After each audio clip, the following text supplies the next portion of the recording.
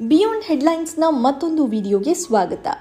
ನೀವು ಆಗಾಗ ಬಸ್ಸಲ್ಲಿ, ಅದರಲ್ಲೂ ನಮ್ಮ KSRTC ಬಸ್ಸಲ್ಲಿ ಟ್ರಾವೆಲ್ ಮಾಡ್ತಿರ್ತೀರಾ ಅಂತಾದರೆ ಈ ಮಾಹಿತಿ ಪಕ್ಕಾ ತಿಳ್ಕೊಳ್ಳೇಬೇಕು. ಇದು ನಿಮಗೆ ಸಖತ್ ಒಳ್ಳೆಯ ಉಪಯುಕ್ತ ಮಾಹಿತಿ ಅನ್ನೋದರಲ್ಲಿ ನೋ ಡೌಟ್. ನಿಜ, ಇದರಲ್ಲಿ ಎರಡು ಮಾತಿಲ್ಲ.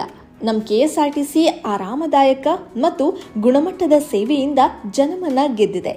ಈ ನಮ್ಮ ಸಾರಿಗೆಯ ಸೇವೆ ಇನ್ಮುಂದೆ ಮತ್ತಷ್ಟು ಹೈಟೆಕ್ ಆಗಲಿದೆ.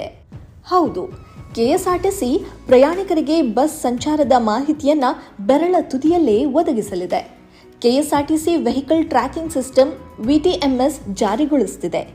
ಯಾವ ಬಸ್ ಎಷ್ಟು ಗಂಟೆಗೆ ಎಲ್ಲಿ ಹೊರಡುತ್ತೆ, ಎಷ್ಟೊತ್ತಿಗೆ ಎಲ್ಲಿ ತಲುಪುತ್ತೆ, ಬೇರೆ ನಿಲ್ದಾಣದಿಂದ ಹೊರಟಿರೋ ಬಸ್ಗಳು ನಾವಿರುವಲ್ಲಿಗೆ ಬರುವಾಗ ಎಷ್ಟು ಹೊತ್ತಾಗುತ್ತೆ, ಈಗ ಎಲ್ಲಿದೆ ಅಂತೆಲ್ಲ ಮಾಹಿತಿ ಆನ್ಲೈನ್ನಲ್ಲಿ ಸಿಗುವ ವ್ಯವಸ್ಥೆ ಮಾಡ್ತಿದೆ. ಕೇಂದ್ರ ರೈಲ್ವೆ ಸಚಿವಾಲಯ ಮಾದರಿಯಲ್ಲೇ KSRTC ನೈಜ ಸಮಯದ ರಿಯಲ್ ಟೈಮ್ನ ವಾಹನ ಸಂಚಾರ ಟ್ರ್ಯಾಕಿಂಗ್ ವ್ಯವಸ್ಥೆಯ ಆ್ಯಪ್ ಒಂದನ್ನು ಪರಿಚಯಿಸಲಿದೆ. ಈ VTMS ಸಂಪೂರ್ಣವಾಗಿ ಹೊಸ ವ್ಯವಸ್ಥೆಯಾಗಿದೆ. ರೈಲುಗಳಂತೆ ಬಸ್ಗಳನ್ನು ಈ ಆ್ಯಪ್ನಲ್ಲಿ ಟ್ರ್ಯಾಕ್ ಮಾಡಬಹುದು. ಬಸ್ಗಳಲ್ಲಿ GPS ತಂತ್ರಜ್ಞಾನ ಆಧಾರಿತ ಉಪಕರಣವನ್ನು ಅಳವಡಿಸಿ ಅವುಗಳ ಸಂಚಾರದ ಬಗ್ಗೆ ಕುಳಿತಲ್ಲೇ ಮಾಹಿತಿ ಪಡೆಯಲು ಈ VTMS ಸಹಾಯಕ ಅಥವಾ ಪೂರಕವಾಗಿದೆ. ಪ್ರಯಾಣಿಕರು ತಾವು ಪ್ರಯಾಣಿಸಬೇಕಾದ ಮಾರ್ಗದ ಬಸ್ಸಿನ ನೋಂದಣಿ ಸಂಖ್ಯೆ, ಟ್ರಿಪ್ ಸಂಕೇತದ ವಿವರಗಳನ್ನು ಮೊಬೈಲ್ ಆ್ಯಪ್ನಲ್ಲಿ ನಮೂದಿಸಿ ಬಸ್ಸನ್ನು ಟ್ರ್ಯಾಕ್ ಮಾಡಬಹುದು.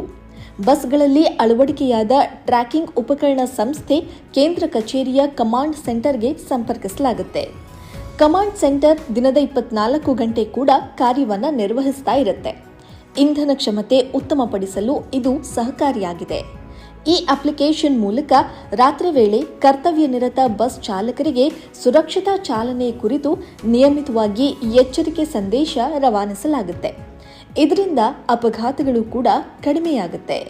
ಪ್ರಯಾಣಿಕರಿಗೆ ಬಸ್ ಎಲ್ಲಿದೆ ಅಂತ ತಿಳಿಯೋದಕ್ಕೆ, ಎಷ್ಟೊತ್ತಿಗೆ ತಮ್ಮ ನಿಲ್ದಾಣಕ್ಕೆ ಬರಲಿದೆ ಅಂತ ನೋಡೋದಕ್ಕೆ, ಪ್ರಯಾಣ ದರ ಸೇರಿ ಎಲ್ಲ ಮಾಹಿತಿಯೂ ಈ ಆ್ಯಪಲ್ಲಿ ಸಿಗುತ್ತೆ.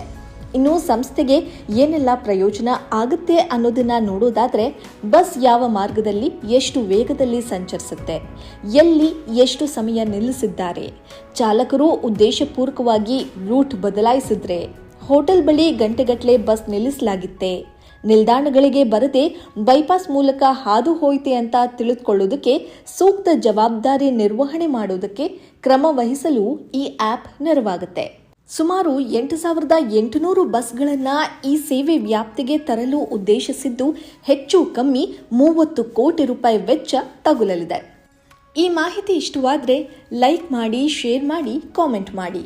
ನೀವಿನ್ನೂ ನಮ್ಮ ಚಾನೆಲ್ಗೆ ಸಬ್ಸ್ಕ್ರೈಬ್ ಆಗಿಲ್ಲ ಅಂತಾದರೆ ಈ ಕೂಡಲೇ ಸಬ್ಸ್ಕ್ರೈಬ್ ಆಗಿ ಬೆಲ್ ಐಕಾನ್ ಕ್ಲಿಕ್ ಮಾಡಿ. ಹೊಸ ವಿಡಿಯೋಗಳ ನೋಟಿಫಿಕೇಶನ್ ಪಡೆಯಿರಿ.